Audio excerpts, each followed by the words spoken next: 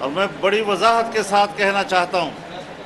کہ پاکستان کو دیوالیہ پن کی طرف دھکیلا گیا ہے بین الاقوامی ایک منصوبے کے تحت۔ جو قوتیں آج دنیا میں اسلام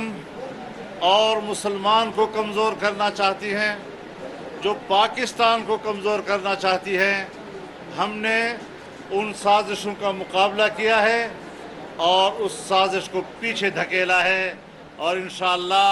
ہم ان کو بتانا چاہتے ہیں کہ ہم آپ کو پاکستان کی سیاست میں دوبارہ ابھرنے کا موقع نہیں دیں گے۔ میرے محترم دوستو، ماضی کی حکومت اب ایک قصہ پارینہ بن چکی ہے۔ اس جماعت نے، اس کی قیادت نے نئی نسل کو سوائے خرافات کے، سوائے گالیوں کے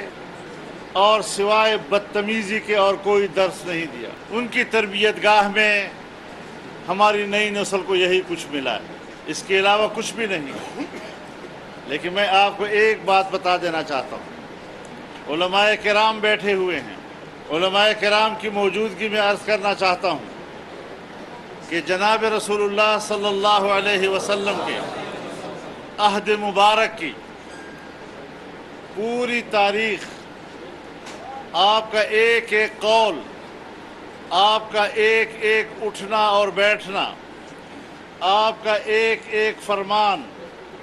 صحابہ کرام کی روایتیں سب ہم تک پہنچی ہے، کوئی رہی نہیں۔ دو باتیں رہ گئی ہیں،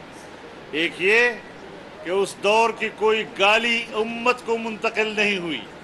اور دوسرا یہ کہ منافقین کی کوئی روایت آج امت کے پاس موجود نہیں ہے۔